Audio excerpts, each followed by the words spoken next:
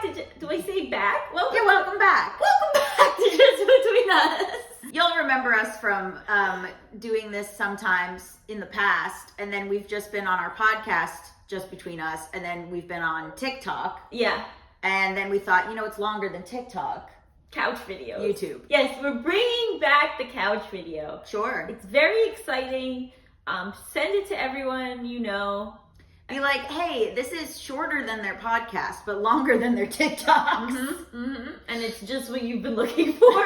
So a lot has happened. I'm a boy now. I'll just do that as a disclaimer for a couple videos.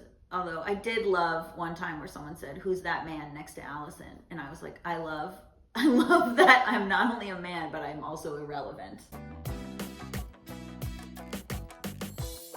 We're going to talk about polyamory stuff. So if you have been on the internet or I guess if you don't know I'm trans, I also got engaged and then that engagement ended. It's been like a crazy season finale. The writers are off the rails. And so that was really hard and we did a podcast episode about it. But I wanted to talk about like polyamory stuff because also on the podcast, I was said something about like having a boyfriend. And I think maybe people don't realize that stuff is like concurrent. I've seen people like gossiping about the breakup and being like, well, so-and-so flirted with someone or so-and-so said they had a partner, so that must be clues they broke up. But that's not clues that people broke up. Right. That's just that you've been seeing other people the whole time. Yeah, so you've been seeing your boyfriend since like May. And I've been also talking about him, like saying I have a boyfriend since June. This isn't new information. Right. Was it weird to go through a broken engagement while still having a relationship? Yeah. And it's like interesting for him to be around someone who's still going through a breakup. Like I keep apologizing. I'm like, I'm not at 100%. I'm not even at 10%. And so I feel guilty because I'm like, I am certainly not giving you my best. But he's very much like, I'm not asking for that. Like it's completely within context. Like I understand why. It's a different relationship. It's a separate relationship. It's holding two truths. It's like nothing's wrong over here, but like here is very sad. And sometimes you just want to be alone, or you're like, I'm crying and I know we're just kind of sitting here at dinner. like it's not really linear. But I think sometimes also people are like, well, if you go through this one breakup, then you're single. You've broken up with everyone. Oh, really? Yeah, I was getting that impression a little bit too, because they think it's impossible, like you said, to like go through a big breakup while still having another partner. So people thought that because you broke up with Mal that you had broken up with your boyfriend as well? Yeah. People see everything as like as intertwined and it's separate. And like one had nothing to do with the other. Like being with one person had nothing to do with being with the other person. Being broken up with one person had nothing to do with breaking up with the other person. I could see a situation where someone would go through a massive breakup and be like, I actually need to be alone, and break up with all their partners. And it is very strange to be like deeply sad and happy and also sad, and also sort of making sure that I'm having my time to be alone and be grieving, and that I'm not like forcing myself to be happy all the time, or like forcing myself to be perfect, or if I want to be like, I actually like all day Monday I just cried by myself, and I was like, yeah, this is just like, it has nothing to do with any other relationship I'm having. Today is the cry day for the breakup. I have some questions about like how polyamory, so some polyamory is hierarchical, right? Well, you will like have a primary partner, and then you will have like, what is the right term? Secondary, tertiary, or secondary, tertiary, whatever you decide. Some people don't like those words, but whatever you decide, And so if you break up with and I don't even just mean you, I just mean like in general, like if you break up with your primary partner, but you've been in a relationship with somebody else, like is the expectation that then they become primary, or like? I think you have to talk about it. But also, it's like two different relationships. Like I think a big thing is that people think, oh, now that there's no primary, we slot this person right in, and they're immediately filled. Like Mal and I were together for years.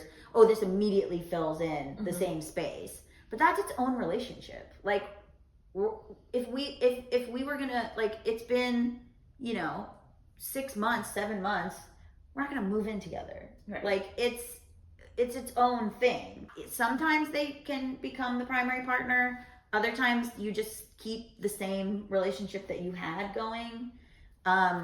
You might like have more time. You might be like, I actually want to use that time for myself and keep our relationship to like the same level.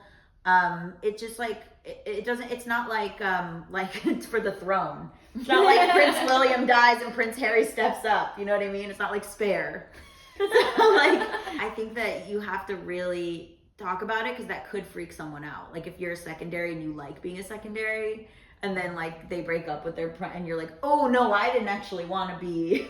Or if like there was an expectation that your relationship would change, but the other person doesn't want it to, I imagine could be tricky. I think like someone who was like a fiance for a long time, it's like you don't just slot in boyfriend of 7 or 8 months. Right. But again, that's not nothing. Boyfriend of 7 or 8 months is not nothing. That's a fully formed relationship that like has like love and attachment. I'm just one poly person. I don't have all the answers.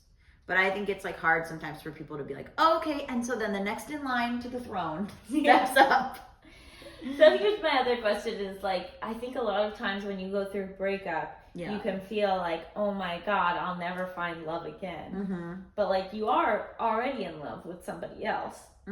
And so what are the bad thoughts that go, because I can't imagine you get through a breakup without bad thoughts. So what kind of bad thoughts are left to have, if that makes sense? That's your only bad thought after a breakup? Or like that's a big thought, is like, will I ever find love again? Will I ever connect with anyone again? Will anyone ever make me feel that way again? But you're already with somebody who you have a great relationship with. Yeah. And so I'm just like the brain likes to attach to things. Have I made a mistake? Was this other person more compatible? Did I blow up my whole life? I could have been married by now. Like now I'm starting over. Even though like these are all very like normative thoughts that have been beaten into my mind. You still miss the other person. You're still like, oh, these inside jokes are gone. Oh, these like relationships are gone. These friends are gone. It's still the same as like any other breakup. And you still go through the sort of like, did I ruin my whole life? Why wasn't I better? Why couldn't I, even just individual, why couldn't I have been better? Why couldn't I have been enough for this person? Why couldn't I have been better and, been right for this person? Right. Because it's an individual relationship. I just wanted to ask because I can see some people being like, oh, well, it's not that bad because you already have somebody else. No. And I was just saying, like, I just wanted to show that, like, it's not like you get through that unscathed. No, the other person also doesn't just slide in and take up it's just not, and also that would be unhealthy because I wouldn't be dealing with the grief. Right. And there's like a lot of grief. I think you're right. I think people think, oh, well, you just bury yourself into this person, but it's like, no, like now I have to start doing, even the expectations, even being like, little thing, like there's like a little thing where I like had this expectation that somebody I was dating would do something and they wouldn't because I haven't been dating them that long. But I just had in my head the fiance like of 4 years, So I was like, well, why wouldn't you just like do that? But it's like, because you haven't been dating that long, dum-dum. Like, it's like, so you're still like going through like, oh, okay, this is different and sad in some ways. Yeah. I just wanted to say that I don't think that trying to piece together stuff is gonna be linear or worthy of your time. I know everything that happened.